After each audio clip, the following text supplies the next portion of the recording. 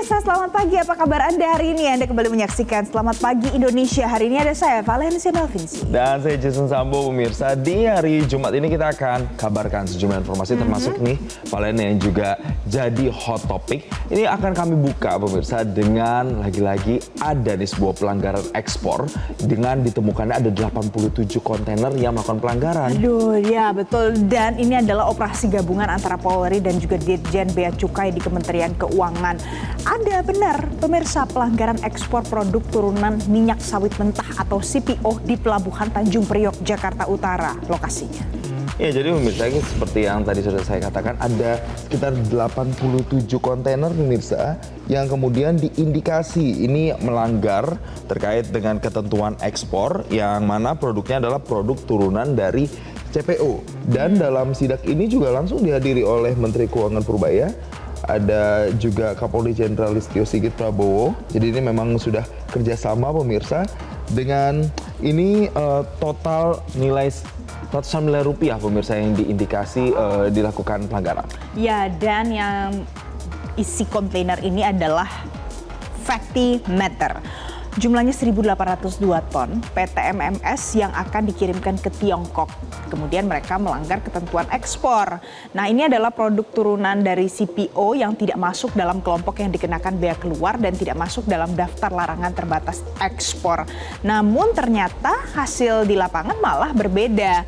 Nah, kemudian ya awalnya Jason ini tuh karena pihak Polri yang merasa kok ada yang janggal ya.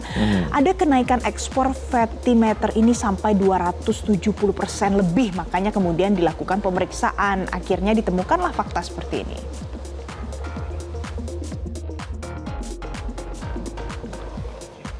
Nah, kalau tadi adalah soal pelanggaran, pemirsa, ini kan cukup merugikan negara. Tapi kalau berita yang satu ini nampaknya bikin sedih dan juga miris karena kejadiannya ini di institusi pendidikan alias di sekolah. Ada kejadian tewasnya seorang siswa yang indikasinya ini terjatuh, Valen, dari lantai 8 dan jatuhnya itu di lobi sekolah. Dan kemudian pada saat jatuh itu sebenarnya masih dalam keadaan hidup. Tapi kemudian pada saat dibawa untuk diselamatkan ke rumah sakit, meninggal dunia. Oke, jadi ini lokasi terjadinya di Kabupaten Tangerang, Banten, pemirsa. Di salah satu sekolah internasional di sana hari Senin lalu. Dan korban ini sempat dibawa ke rumah sakit tapi nyawanya tidak tertolong. Kemudian polisi sudah menggelar olah TKP usai insiden jatuhnya siswa dari lantai 8 gedung sekolah internasional di Tangerang ini.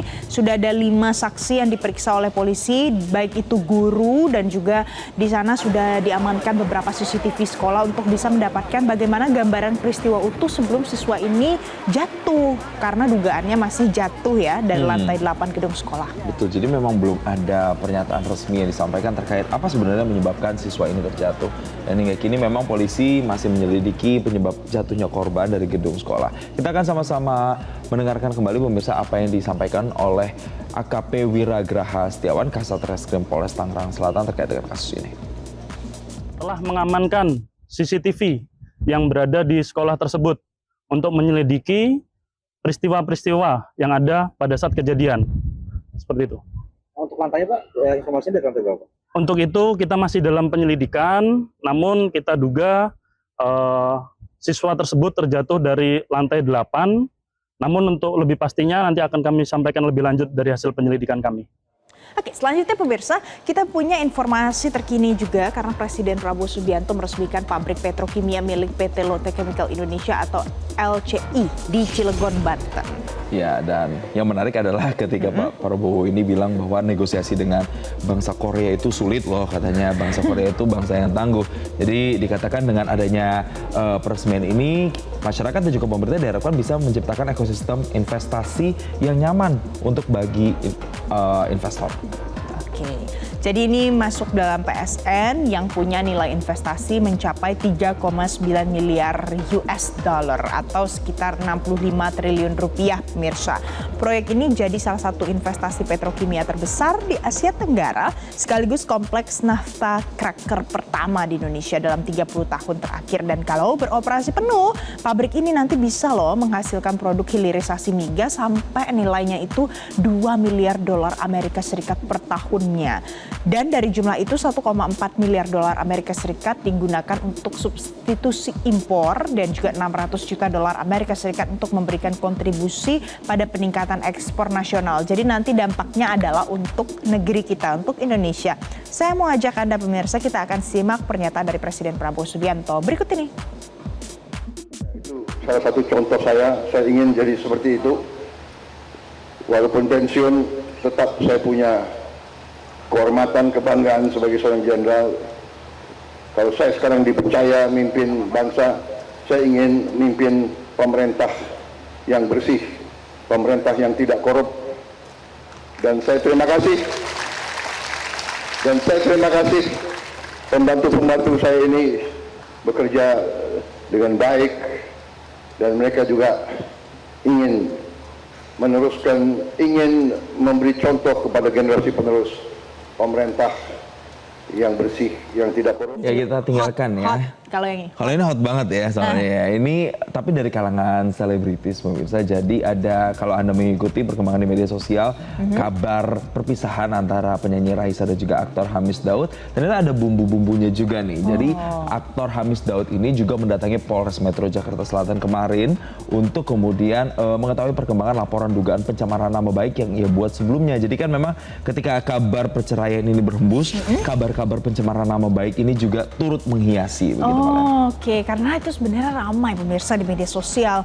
Ada banyak sekali isu yang dituliskan untuk Hamis Daud. Nah, laporan dugaan pencemaran nama baik ini adalah tindak lanjut atas banyaknya konten dan juga pemberitaan di media sosial tadi yang dinilai itu menyudutkan serta merugikan reputasi Hamis Daud.